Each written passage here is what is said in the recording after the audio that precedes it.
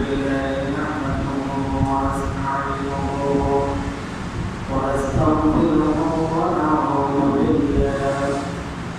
ونعوذ بالله من شرور أنفسنا ومن سيئات أعمالنا من يهده الله فلا مضل له ومن يضلل فلا هادي له ونشهد أن لا إله إلا الله وحده لا شريك له ونشهد أن سيدنا ونبينا ومولانا محمدا صلى الله عليه وسلم عبده ورسوله الذي أرسله الله تعالى بالحق بشيرا ونذيرا وداعيا إلى الله بإذنه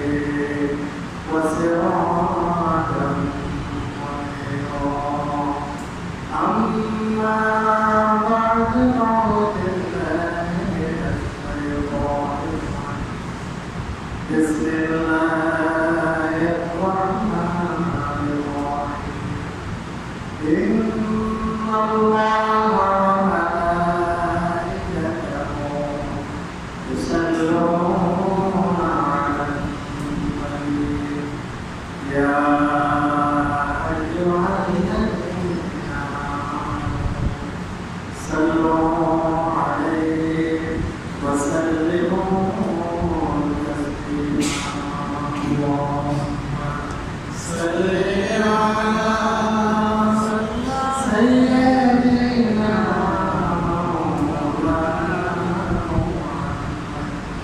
وعلى آله سيدنا صل على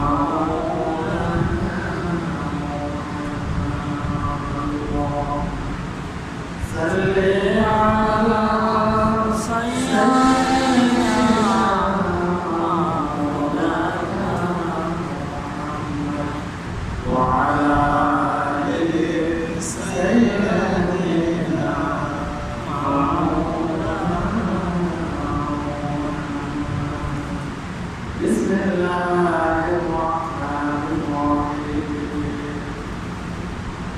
والله جعل لكم مما خلق ظلالا وجعل لكم من الجبال أكنانا وجعل لكم سرابيلا تقيكم حرا وسرابيل تقيكم بأسكم كذلك يتم نعمته عليكم لعلكم تفلحون صدق الله المولانا العظيم معتصم مصلين الكرام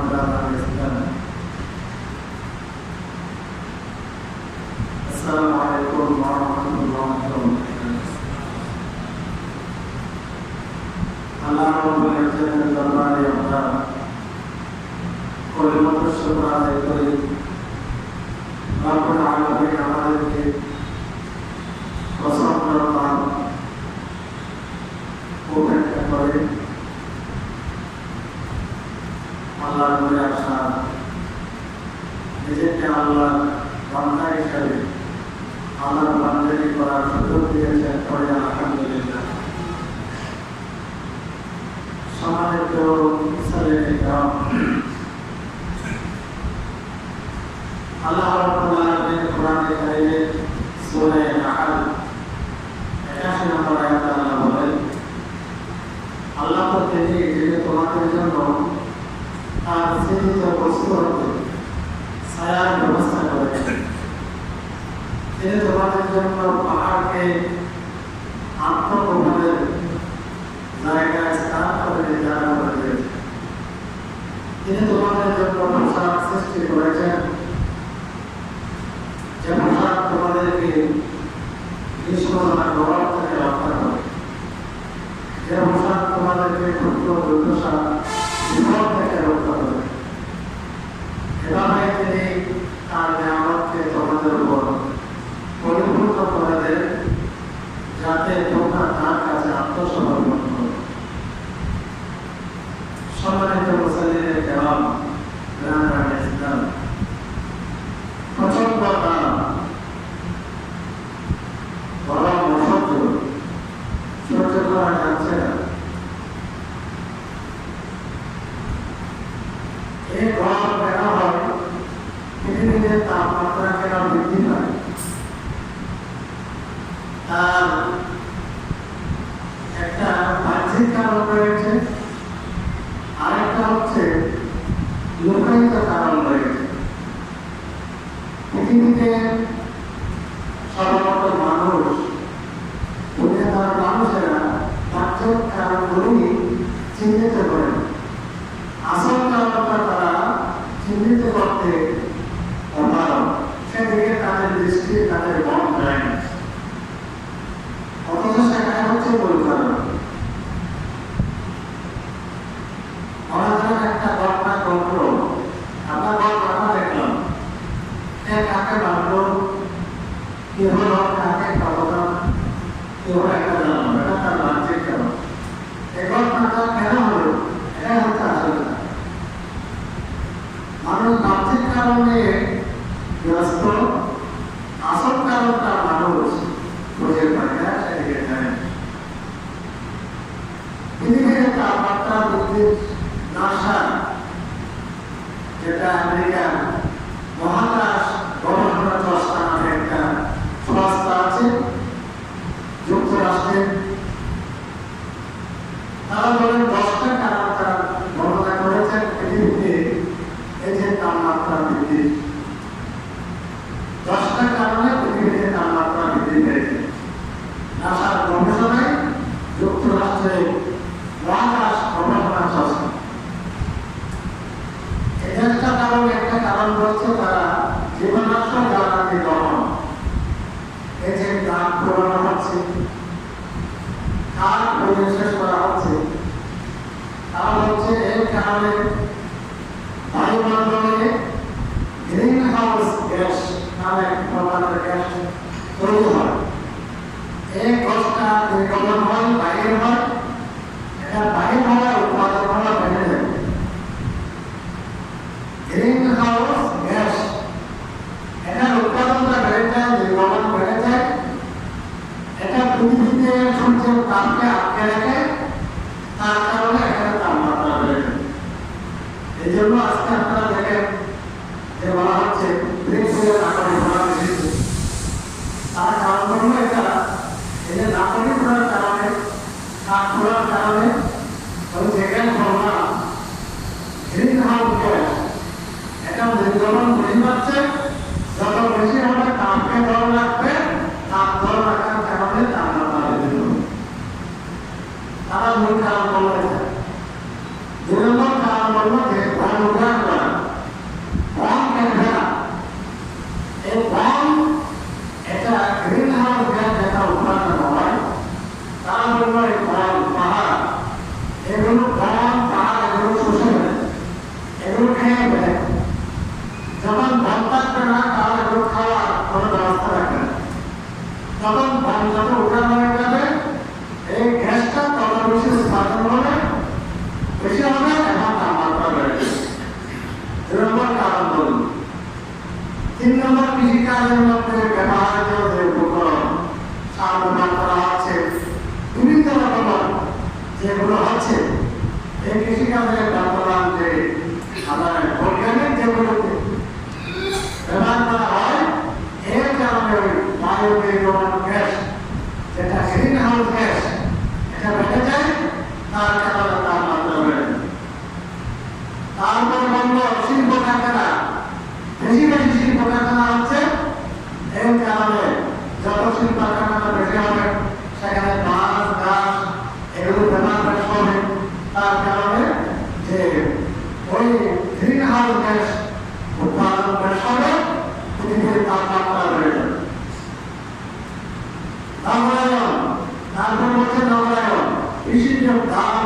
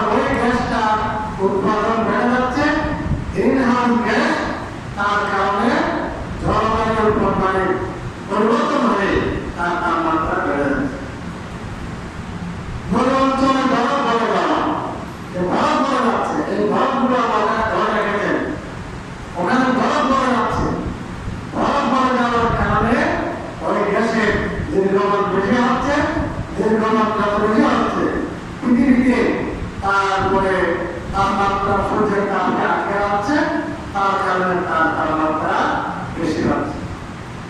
এইভাবে যুদ্ধ বিগ্রহ এখানে যে পাওয়া এখানে এগুলো ব্যবহার করা হচ্ছে, ধূমপাতি উঠতেছে। তারপরে এই কারণে এই যে গ্রিন হাউস গ্যাস এটাকে তারা মূল দায়ী করে, এটার উৎপাদন বেশি হচ্ছে, যত বেশি হবে এবং তার উপরে উৎপাদন যত বেশি বাড়বে, এখানে তাপমাত্রা তত বেশি বৃদ্ধি হবে। এই জন্য তার ব্যবস্থা করার জন্য এই যে এগুলো বন্ধ করার জন্য সম্ভব ঠিক আছে। এখন এগুলো তাপমাত্রা বৃদ্ধির বাহ্যিক কারণ, যে কারণগুলো বলা হলো নাসা বা যে মহাকাশ গবেষণা সংস্থা 10টা-12টা কারণ তাপমাত্রা বৃদ্ধির, এগুলো কারণ হতে পারে কোনো সমস্যা নেই, এগুলো বাহ্যিক কারণ, এগুলোই মূল কারণ নয়। ইসলাম এগুলো যে যত্রতন্ত্র পাহাড় কাটা, যত্রতন্ত্র ইচ্ছে মতে রামায়ণ করা, তারপরে গাছ কাটা, এগুলো ইসলাম অনুমোদন দেয় না।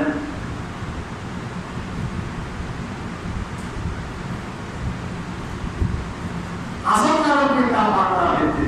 قال رسول الله صلى الله عليه وسلم استكت النار إلى ربها فقالت يا رب أكل بعض بعضا بعض نفسين نفس في الشتاء ونفس في الصيف رب العالمين জাহান্নামের আগুন তো কিরকম আগুন, গরম তো আমরা জানি। দুনিয়ার আগুনের 70 হচ্ছে আর বেশি ভাগ গরম, জাহান্নামের আগুন 70 আগুন। এর থেকে একবার গরম এই দুনিয়ার আগুনে, সূর্যের আগুনে বলতে হবে। এর চেয়ে আরো 70 বেশি গরম জাহান্নামের আগুন, আগুন বলে। জাহান্নাম গরম হবে হবে হবে চূড়ান্ত পর্যায়ে গরম হয়ে যায়। আর আমাদের দেশে বলা হয় ঘুরতে ঘুরতে আগুনের জায়গায় পানি যাবে, এই অবস্থায় হয়ে যায়। তখন জাহান্নাম আল্লাহর কাছে আবেদন করে, আমার প্রভু, আমার একটা অংশ আরেকটা অংশকে খেয়ে ফেলার মতো হয়ে গেছে, আমাকে অনুমতি দিন, বেটা বসাই, আমাকে 2টা নিঃশ্বাস ফেলা আপনি অনুমতি দিন, 2টা নিঃশ্বাস ফেলা আপনি অনুমতি দিন। আল্লাহ তাকে অনুমতি দিয়ে দেবেন। নফসুন ফিস শিতা ওয়া নফসুন ফিস সাইর। তখন জাহান্নাম গ্রীষ্মকালে একটা নিঃশ্বাস করে আর শীতকালে একটা নিঃশ্বাস নেয়। জাহান্নাম যখন গ্রীষ্মকালে নিঃশ্বাসটা ফেলে তখন দুনিয়ার তাপমাত্রা চূড়ান্ত পর্যায়ে পৌঁছে যায়। নাউযুবিল্লাহ। ইন্না শিদ্দাতাল হাররি মিন ফাইহি জাহান্নাম। আল্লাহ রাসূল বলেন, এই যে গরমের তীব্রতা, সূর্যের তীব্রতা, এটা হচ্ছে তার আসল কারণ হচ্ছে জাহান্নামের তীব্রতা, যার কারণে সে দুনিয়ার মধ্যে সে বসেছে। নাউযুবিল্লাহ। জাহান্নাম আল্লাহর অনুমতি পেয়ে একটা নিঃশ্বাস ফেলে, সে জাহান্নামের মধ্যে। তখন সেই নিঃশ্বাসের গরমটা, আমরা একটা নাক থেকে নিঃশ্বাস ফেললে তার একটা প্রভাব পার্শ্ববর্তী কাছে পড়ে যাবে, গরম হাওয়া। গ্রীষ্মকালে যখন সে নিঃশ্বাস ফেলে তখন তার গরমটা চূড়ান্ত পর্যায়ে পৌঁছে, আর শীতকালে যখন নিঃশ্বাস ফেলে তখন ঠান্ডাটা চূড়ান্ত পর্যায়ে ঠান্ডা শীতলে পরিণত হয়। সম্মানিত মুসলমান কেরাম, মুসলমানদের একটু চিন্তা করুন, পর্দার বিশ্বাসী দেখুন, জাহান্নামের নিঃশ্বাসের গরমের তীব্রতা যদি এত হয়, তাহলে জাহান্নামের গরমটা কত হবে? وَطَرِيَ كَيْسَهُ كَانَ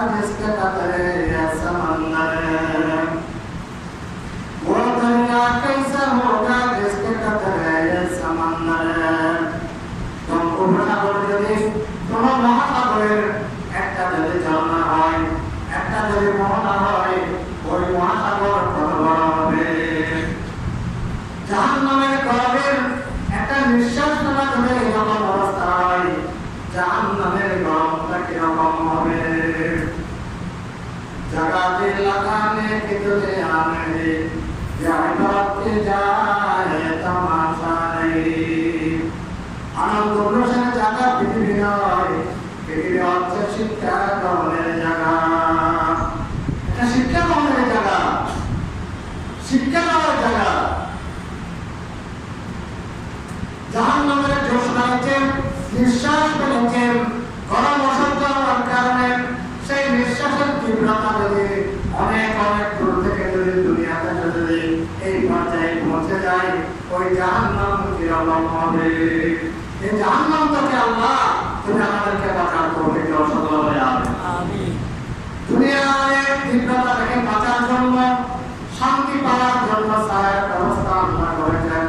সূরা নাহলে আল্লাহ বলেন, ওয়াল্লাহু জাআলা লাকুম মিম্মা খালাকা জিলালা। আল্লাহ তো সেই সত্তাকে তোমাদের জন্য তার সৃজিত বস্তু থেকে ছায়ার ব্যবস্থা করেছেন, শান্তির ব্যবস্থা করেছেন। সুবহানাল্লাহ। হাত পাখা এগুলো আল্লাহ দেওয়া মেধাকে ব্যবহার করে, বৈদ্যুতিক পাখা আল্লাহ দেওয়া মেধা এবং উপকরণ ব্যবহার করে, এসি এগুলো আল্লাহ দেওয়া মেধা এবং উপকরণ ব্যবহার করে। সূরা নাহল আল্লাহ বলেন, আমি আল্লাহ আল্লাহু তাআলা লাকুম মিম্মা খালাকা জিলালা। আমি তো সেই আল্লাহ যিনি তোমাদের জন্য আমার সৃজিত বস্তু থেকে তোমাদের ছায়ার ব্যবস্থা করেছেন। সুবহানাল্লাহ। সূর্যের তাপ জাহিরি কারণ বরং আর আসল কারণ বরং জাহান্নামের জোশ থেকে বাঁচার জন্য বাঁচার কারণ বরং ওই নিঃশ্বাসের কারণ বরং সূর্যের তাপ থেকে বাঁচার জন্য আল্লাহ প্রদত্ত ওই উপকরণগুলো ব্যবহার করেন আমরা শান্তি পাওয়ার জন্য। আকার সবাই উদ্গ্রীব, কিভাবে বাবা আল্লাহ যাকে যে সামর্থ্য দিয়েছেন এভাবে আমরা শান্তির জন্য পাগল বা। কিন্তু দুনিয়ার জীবন তো অস্থায়ী, দুনিয়ার এই যে চাপ কথা এটা তো হচ্ছে অস্থায়ী। এটা যখন 24 ঘন্টার পরে এটা ছায়া গাছ কিছু নাই, গাছের তলা গেলেও একটু ছায়া পাওয়া যায়, যার কিছু নাই রাস্তা আসবে একটু ঠান্ডা তাপ কমবে, এরপরেও কত ব্যস্ততা, এরপরে একটা সর্বোচ্চ 1 মাস 2 মাস, তারপরে শেষ। কিন্তু কিয়ামত দুজকের এই তীব্রতা গরম মাসের সমান নয়, এটা তো শেষ হবে না। খালিদিনা ফিহা, যারা সেখানে যাবে অনন্তকাল তাকে সেখানে থাকতে হবে, অনন্তকাল তাকে সেখানে অবস্থান করতে হবে।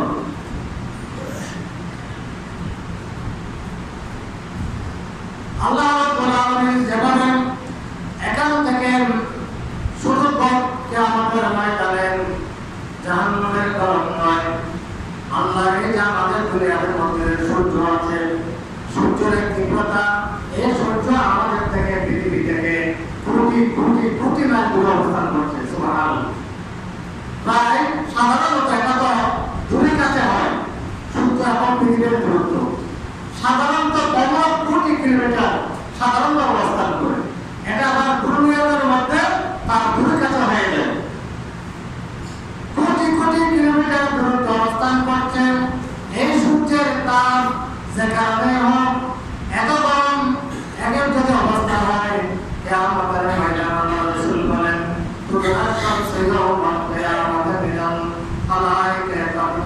কিয়ামতের ময়দানে সূর্যকে মানুষের মাথার উপরে অবস্থান করবে। আলহামদুলিল্লাহ।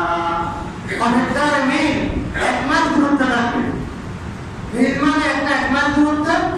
আর একটা অর্থ হচ্ছে যে শূন্যদানি হয়, শূন্যদানির মধ্যে একটা শূন্যদানি হওয়া থাকে, আর একটা ক্রিয়া হলো মিল হয়। রাবিয়া হচ্ছে মিল মানে কি শূন্যদানির মিল বুঝে গিয়ে নাকি 1760 করে 1 মাস বুঝে গিয়ে না আল্লাহ রাসূল জানায় না। 1 মাস দূরত্ব যদি দেওয়া যায়, এখন তো কোটি কোটি মাস দূরে অবস্থান করছে। সুবহানাল্লাহ। তার তীব্রতা যদি কারণ অবস্থা হয়, সূর্য যখন এই অবস্থায় আসবে তখন কি অবস্থা হবে? আল্লাহ রাসূল তো বলেন,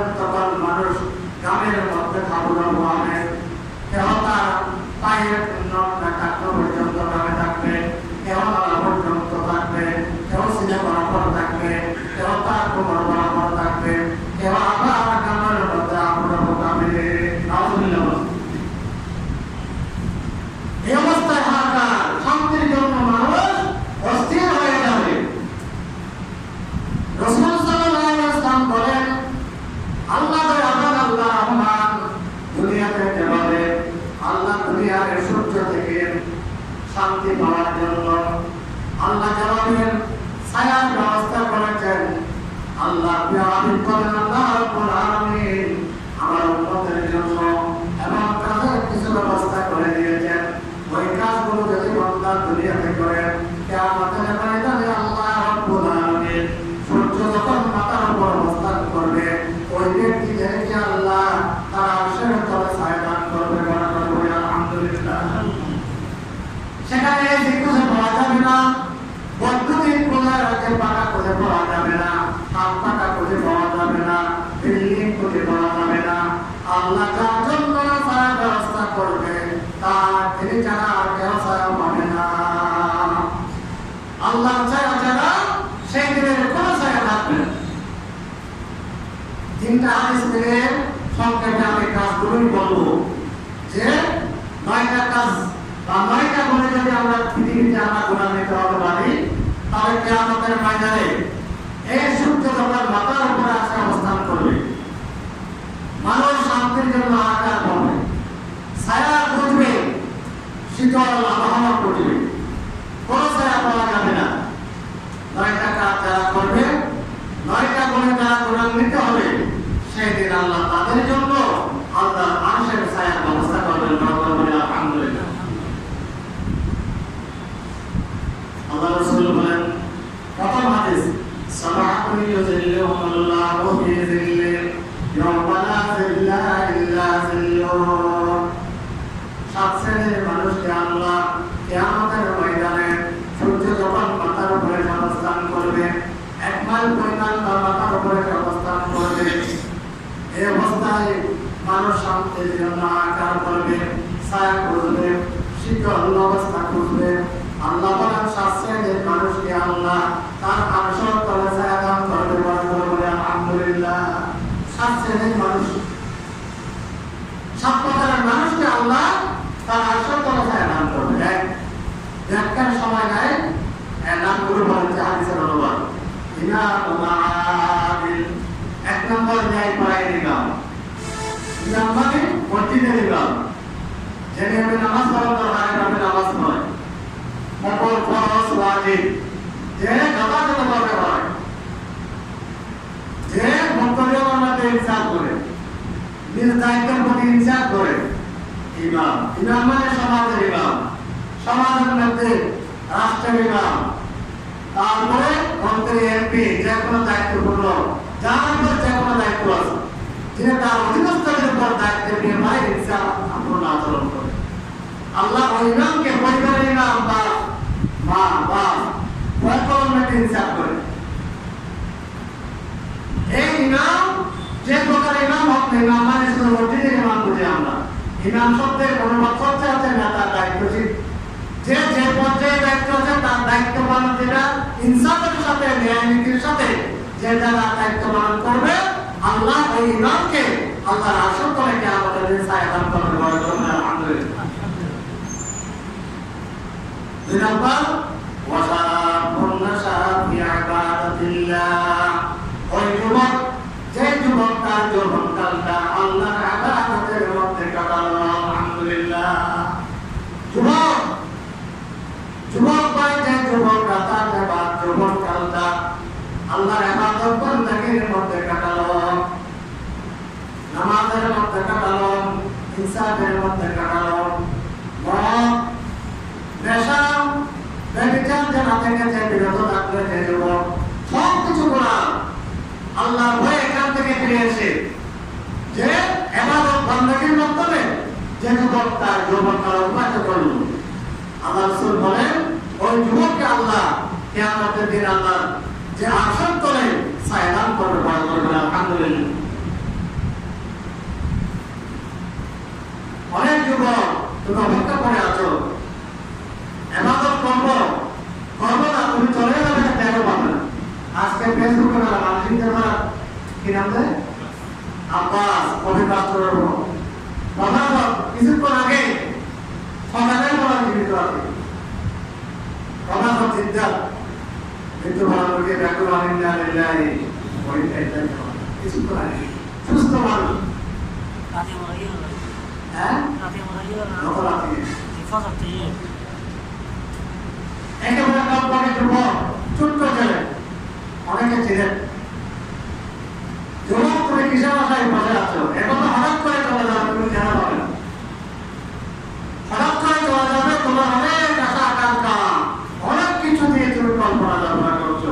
সব কল্পনা যখন হঠাৎ করে যে আসবে, তখন আফসোস করে চলে যাবে। এই হাহাকার শান্তির জন্য তুমি অস্থির হয়ে আছো। বাড়ি আর পাবে না, গাড়ি আর পাবে না, এসি গাড়ি এসি বাড়ি এসি এগুলো আর পাবে না। তোমার জন্য মাঝে অনেক প্রমাণ হয়ে আছে। যখন তুমি আবাদতে তোমার জীবন কাটাও আল্লাহর কাছে তোমার জন্য শান্তি শীতল এসে এগুলো প্রমাণ হয়ে আছে। সকল বলে আলহামদুলিল্লাহ। 3 নম্বর, ورجل قلبه معلق بالمساجد إذا خرج منه حتى يعود إليه। 3 নম্বর, যে মানুষ যার অন্তর মসজিদের সাথে সম্পর্কিত, সবসময় মসজিদের সাথে সম্পর্কিত, যখন সে মসজিদ থেকে বাইরে হয়ে যায়, মসজিদে না আসা পর্যন্ত মসজিদের সাথে তার অন্তরটা জ্বলন্ত থাকে। আলহামদুলিল্লাহ। মসজিদ সম্পর্কিত ব্যক্তি, এর অর্থ নামাজের জন্য সে একবার নামাজ আযান দিল, আবার কখন আযান দিচ্ছি, সে কার ওদিকে খাড়া হয়ে আছে চলে আসার জন্য। এখন তো মসজিদের প্রতি পবিত্রতা ইত্যাদির জন্য আল্লাহ রাসূল বলেন, যারা এই প্রকৃতির মানুষ, আল্লাহ কিয়ামতের ময়দানে শান্তির জন্য ছায়ার জন্য কোনো ব্যবস্থা থাকবে না। আল্লাহ ওই তৃতীয় প্রকারের ওই মানুষকেও মুমিনকেও আল্লাহ তাআলা সত্তর ছায়া দান করবে। বড় বড় আলহামদুলিল্লাহ। এই যে শান্তিতে আছি, মসজিদের মুসল্লিরা শান্তি পাচ্ছে কিনা এগুলো নিয়ে চিন্তা করে নামাজের নিয়ে সম্পর্কিত রাখে। আল্লাহ রাসূল বলেন, আল্লাহ ওই সমস্ত মানুষদেরকেও আল্লাহ তাআলা সত্তর ছায়া দান করবে। বড় বড় আলহামদুলিল্লাহ। 4 নম্বর, ورجلان تحابا في الله اجتمع عليه وتفرقا عليه। দুজন মানুষ বন্ধুত্ব দুনিয়ার জন্য নয়, দলের জন্য নয়, দেশের জন্য নয়, আত্মীয়তার জন্য নয়, বন্ধুত্ব হচ্ছে আল্লাহর জন্য। একজন আরেকজনকে ভালোবাসে আল্লাহর সন্তুষ্টির জন্য। একজন আরেকজনের সাথে দুশমনি করে আমাকে ভালোবাসে যে আমি আল্লাহর পথে চলার জন্য, আমি আমার ইসলামের থেকে দূরে সরে গেছি, আমাকে আবার ঘৃণা শুরু করে দিয়েছে। এরকম যার অন্তরে বন্ধুত্ব দুশমনি একমাত্র আল্লাহর জন্য, আল্লাহ রাসূল বলেন, এই প্রকৃতির মানুষকেও আল্লাহকে আমাদের দিয়ে আল্লাহর আরশের তলায় ছায়া দান করবেন। বলে আলহামদুলিল্লাহ। এখন তো আমাদের বন্ধুত্ব হবে না, দল করে কি হাত তোলে, হাত বলিও না বলো মানুষ না, সমাজের মানুষ অন্যায় করলে না নেয়, আর ঘর অন্যায় করলেও নেয়, আর দশের মানুষ অন্যায় করলেও নেয়। এটা এই বন্ধুত্ব হবে না। এই বন্ধুত্ব আল্লাহ রাসূল বলেন কিয়ামতের দিন দুশমনের পরিণত হবে না। আল্লাহ ইন্নাহু মা'আহুম লা'আদিন আদুহুম ইল্লাল মুত্তাকিন। আল্লাহ বলেন কিয়ামতের দিন দুনিয়ার যত আমার বন্ধুত্ব আছে, জিন গুনাহ হারানোর বন্ধুত্ব নিয়ে, এই বন্ধুত্ব দেখেন কিয়ামতের মাঝে দুশমনের পরিণত হবে। আল্লাহ সন্তুষ্টি নিয়ে যত বন্ধুত্ব নিয়ে দেখেন কিয়ামতের ময়দানে জাহান্নামের তো মুক্তি, জান্নাত পাওয়া, আল্লাহ আশাত্তর ছায়া পাওয়ার উভয় এবং উপকরণ হবে। বলা করবে আলহামদুলিল্লাহ। সিন্ডিকেট করে যারা বলাদাররা হস্তনীয় গুনাহাররা বন্ধুত্ব দিয়া, এই বন্ধুত্ব ইয়াকে আমাদের ময়দানের মধ্যে আল্লাহ দুশমনীয়। ورجلان تحابا في الله اجتمع عليه وتفرقا عليه। তাহলে বন্ধুত্ব যারা আল্লাহ সন্তুষ্টির জন্য, একে অপরকে যারা ভালোবেসেছে, একজন আরেকজনের সাথে যারা শত্রুতা করেছে, ওই বন্ধুত্ব কিয়ামতের ময়দানে আল্লাহর আরশের তলায় ছায়ার ব্যবস্থা হবে। সকল বলে আলহামদুলিল্লাহ। 5 নম্বর, ওয়ারাজুলুন যাকারাল্লাহ খালিয়ান ফাফাযাত আইনাহু। ওই মানুষ নিজের অজান্তে একাকী বসে নিজের গুনাহগুলো স্মরণ করে, আমি কি গুনাহ করেছি এগুলো আমি জানি আর আল্লাহ জানেন, আপনি কি করেছেন আপনি জানেন আর আল্লাহ জানেন। একাকী বসে আমাকে সব কি না করে তোমার কথা বলেছিলাম, নিজের কথাগুলো খেয়াল করে এই যে জাহান্নামের আগুনের বর্ণনা দিলাম কিছুক্ষণ আগে, দুনিয়ার তীব্রতা খেয়াল করে জাহান্নামের সাথে তুলনা করে নিজে নিজে কাঁদো। যারা কেঁদে কেঁদে কেঁদে আল্লাহর কাছে গুনাহ মাফ চায়, আল্লাহ রাসূল বলেন ওই মানুষকে আল্লাহ আরশের তলা ছায়া দান করবেন। আলহামদুলিল্লাহ। 6 নম্বর ورجل دعته امرأة ذات منصب وجمال فقال إني أخاف الله। 6 নম্বর ওই মানুষ, যে মানুষকে একটা মহিলা, বংশধর মহিলা, সুন্দরী মহিলা, যে তাকে জানা দেওয়া দিল, তারপর বলল জানার কোনো বাধা নাই, তারপর সে আল্লাহর ভয়ে জানা থেকে ফিরে আসলো। আল্লাহ রাসূল বলেন ওই মানুষকে, ওই যুবককে আল্লাহ আল্লাহ আরশের তলা ছায়া দান করবে বলে বলবেন আলহামদুলিল্লাহ। 7 নম্বর ওয়ারাজুলুন তাসাদ্দাকা বিসাদাকাতিন ফাআখফাহা হাত্তা লা তা'লামা শিমালুহু মা তুনফিকু ইয়ামিনুহু। ওই মানুষ, যে মানুষ দান করে, দান দশকে আসে না তাই নিজেরা গ্রহণ করতে চায়, নিজেরা আল্লাহর সন্তুষ্টির পালন করে, এমনকি এভাবে দান করে যে এভাবে গোপনে দান করে নাম দশকে আসে না চায়, ডান হাতে কি দান করে বাম হাতে হবে, অর্থাৎ নাম দশকে আসে তার উদ্দেশ্য থাকে না। এরকম দানশীল ব্যক্তিকেও আল্লাহ আরশের তলা ছায়া দান করবে বলে আলহামদুলিল্লাহ। এখন বললাম 7 প্রকারের মানুষ বলছি। একটা হচ্ছে কোন মানুষকে আপনি ঋণ দিয়েছেন, আপনার থেকে যে আপনার দেখতেছে যে আসলে অভাবী, ঋণ পরিশোধ করার মতো, টাকা পরিশোধ করার মতো তার সামর্থ্য নাই। আল্লাহ রাসূল বলেন মান আনজারা মুবসিরান আও ওয়াজাআ আনহু আদাল্লাহুল্লাহু ফি যিল্লি ইয়াওমা লা যিল্লু। যে মানুষ কোন অভাবী মানুষ, অভাববাদনে নিয়োজিত মানুষকে ঋণ দিয়েছিল, এখন সে সময় যাচ্ছে, আপনারা সুযোগ আছে তাকে সময় দিল, অথবা সুযোগ আছে তার ঋণগুলো তাকে মাফ করে দিল। এই অভাবী মানুষ কষ্টে আসে আদায় করতে পারতেছে না, আল্লাহ রাসূল বলেন এই ঋণ দাতা মানুষকে আল্লাহ আরশের তলায় কিয়ামতের দিন ছায়া দান করবে বলে আলহামদুলিল্লাহ। মাফ করে দেন, তাকে সময় দেন, সুযোগ থাকে। আবার কিছু মানুষ অনর্থক তার বাহানা বলে, যারা টাকা দেওয়া সমুখ টাকা সত্ত্বেও যারা তার বাহানা করে, আল্লাহ রাসূল বলেন মাতরুল গনিয়া হারাম, আপনি গুনাহের কবিরার মধ্যে লিপ্ত। দিবার ক্ষমতা আছে, আমাদের দোয়ার তো ঘুরে ফিরে চলে যাবে, অথচ ক্ষমতা আছে ইন্দার কোন নদী আমিকে বাধা কিনা করে কেনা বেচা করে। আল্লাহ রাসূল মধ্যে অনেক কবিরার মধ্যে লিপ্ত। আলহামদুলিল্লাহ। হারাম হারাম। 8 নম্বর 9 নম্বর মাতাআনা মুজাহিদান আও গালিবান ফি উসরিন আও মুকাতিবান ফি রাব্বাতিন আযাল্লাহুল্লাহু ফি যিল্লি ইয়াওমা লা যিল্লা ইল্লা যিল্লুহু। এটা আল্লাহর রাস্তায় জিহাদ যারা করে, মুজাহিদিন ইসলাম, এদেরকে যারা সাহায্য করবে, আর্থ দিয়া, টাকা দিয়া, পয়সা দিয়া, আল্লাহ রাসূল বলেন কথা দিয়া, আল্লাহ রাব্বুল আলামিন কিয়ামতের ময়দানে সূর্যের উপর একেবারে নিকটে এসে যাবে, শান্তির জন্য, ছায়ার জন্য হাহাকার হবে। আল্লাহ ওই সাহায্যকারী মানুষকেও আল্লাহ তার আরশের তলে ছায়া দান করবে বলে আলহামদুলিল্লাহ। আল্লাহ রাব্বুল আলামিন আমাদের সকলকে এই 9 প্রকারের মানুষ বললাম, যারা কিয়ামতের দিন সূর্য মাথার উপর অবস্থান করলে, নিকটে আসলে শান্তির জন্য হাহাকার হবে, শান্তির ব্যবস্থা পাবে, ছায়ার ব্যবস্থা পাবে। এই 9 প্রকার লোকদের মধ্যে আল্লাহ আমাদের অন্তর্ভুক্ত করুন, সকল বলে আমিন। সামর্থ্য অনুযায়ী প্রত্যেকে গুণান্বিত হওয়ার, এই সমস্ত বৈশিষ্ট্যমণ্ডিত হওয়ার আল্লাহ আমাদেরকে তৌফিক দান করুন, সকল বলে আমিন। ওয়া মা তাওফীকি ইল্লা বিল্লাহ। সমাজ